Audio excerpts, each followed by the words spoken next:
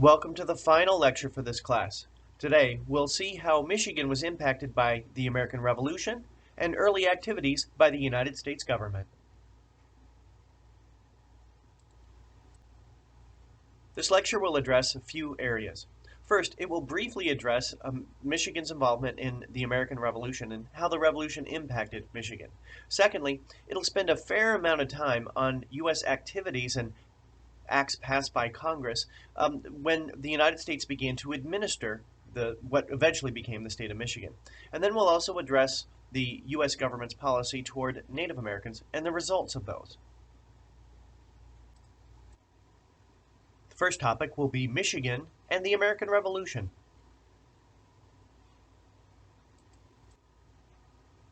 I'd like to briefly address how Michigan was impacted by the American Revolution. Let's start with some dates. The revolution began in 1775 and it ended with a treaty in 1783. The key way that Michigan was involved is that English colonists living along the Atlantic Ocean were upset that the British established what was called the Proclamation Line. This map identified the so-called Proclamation Line. See, in the years after the French and Indian War, many English settlers wanted to move westward beyond the Appalachian Mountains into areas like Michigan. However, the British government said no, and so this created tension between the English colonists and the Crown. Frustration over the Proclamation Line was only one cause of the American Revolution. They also were frustrated at the policies of taxation dealing with the colonies. Well, I'm going to make a long story short. After 8 years of fighting, the Americans won. Following the Revolutionary War, American territory actually spread from the Atlantic Ocean to the Mississippi River. This map identifies the original 13 states and territories. I think we're familiar with those 13 states. They had been colonies. The area in the rectangle here was also American territory. This, for many years, was referred to as the Old Northwest. Michigan was not organized as a state immediately after the American Revolution, but it was included in U.S. territory in the treaty that ended the Revolutionary War. I should mention one other thing with the American Revolution, and that would be the heroine, Sybil Ludington. She undertook a ride similar to Paul Revere's, where she mobilized colonial forces in New York and Connecticut to fight against the British. She grew up in New York, and I mention her because her nephew was named James, the same James Ludington who was a lumber baron here in West Michigan. Next, I'd like to address how the United States government administered Michigan when it was part of the so-called Old Northwest. Again, here we see the Northwest Territory on the map. Michigan was part of this so-called Old Northwest for several years. Even though it wasn't organized as a state, it was part of U.S. territory. In the 1780s, Congress passed a series of land ordinances that impacted what would eventually be the state of Michigan. The first was the Ordinance of 1785. This created a process for selling and distributing public land. First of all, public land was divided into what were called townships. These townships were 6 miles square in size. Secondly, each township was then subdivided again into 36 sections. Each section was 1 square mile or 640 acres. Again, here we see this map of the Northwest Territory on the left. On the right, we see one of these subdivisions. The red arrow is pointing to a township. See, the territory was surveyed and divided into townships. Those townships, again, were 6 miles square. Townships were then further subdivided into sections. Each section was 1 square mile or 640 acres. The blue arrow shows a subdivision of one of those sections. Once the land had been surveyed, it could then be sold. Each section could be purchased for $1 an acre, or $640. That ordinance of 1785 has left a lasting legacy on the U.S. land. If you're in a plane, you can see how territory is subdivided into different squares.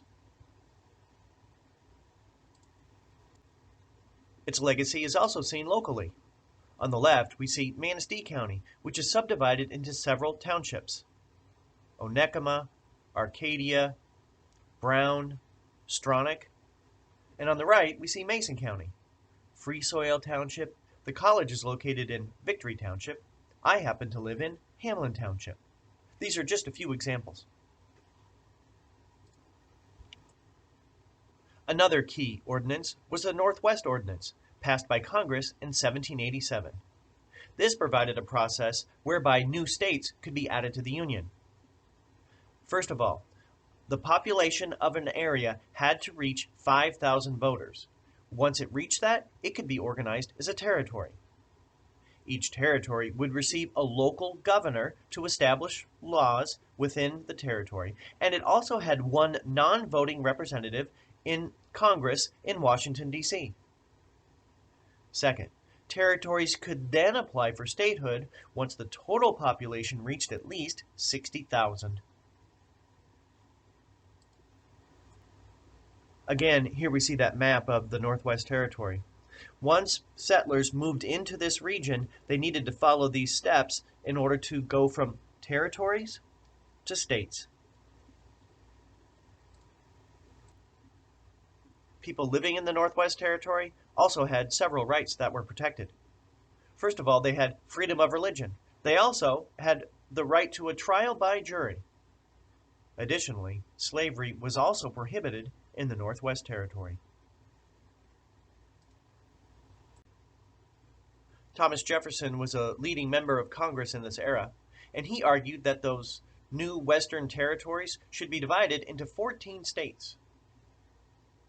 He even had some names for them: Metropotamia, Sylvania. The name Michigania came from a Native American word translated to being big water. Other possible states were Washington and Saratoga. Next, I'd like to talk about some conflict between Native Americans and the United States government. As the United States government asserted authority over this new territory and settlers began to move in, conflicts emerged. The government's policy was to concentrate Native Americans onto reservations. They used treaties to do so. In return, Native Americans often were forced to give up land in return for annuities. Native Americans often resisted the policies developed by the United States government, and we see Little Turtle here.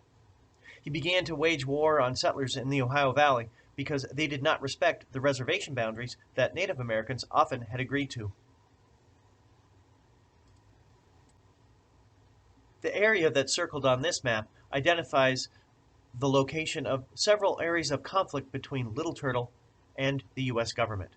Eventually, Little Turtle led an Indian confederacy, attacking a range of settlements in what was then called the Ohio Valley. There was a great deal of conflict in the 1790s. Little Turtle led this confederation, and he was actually provided with many war materials and military supplies by the British.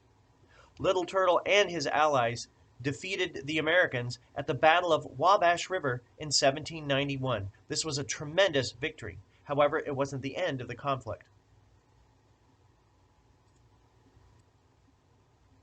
The images here show Little Turtle and Anthony Wayne.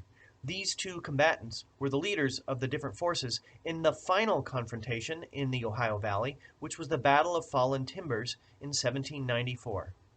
Eventually, Anthony Wayne's forces defeated the Confederacy that was led by Little Turtle. The arrow here points to the location of the Battle of the Fallen Timbers from 1794. It was very near today's city of Toledo. Following this defeat, Native Americans were forced to accept the provisions of the Treaty of Grenville. First of all, Native Americans ceded most of what is now Ohio and Indiana, as well as parts of Michigan, in return for lump sum payments. There was a one-time payment of $20,000, and then every year forever, Native Americans were to receive $9,000. The Treaty of Greenville only involved a couple of areas in what is now Michigan and Mackinac Island and some area near the Detroit River. However, you can see several different land cessions that were made by Native Americans in this map.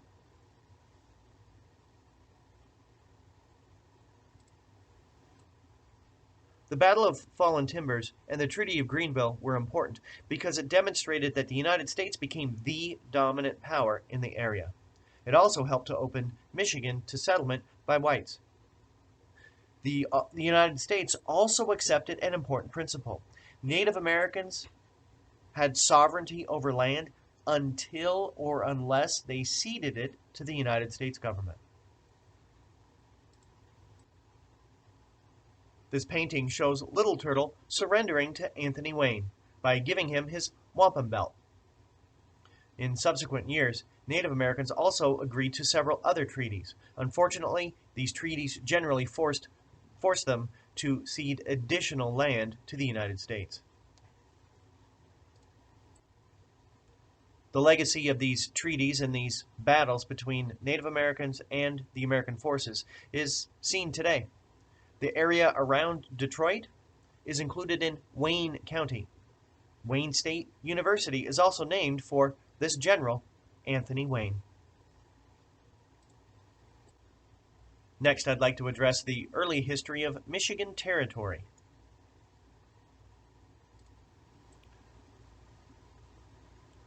Michigan had enough residents in order to be organized as a territory in 1805.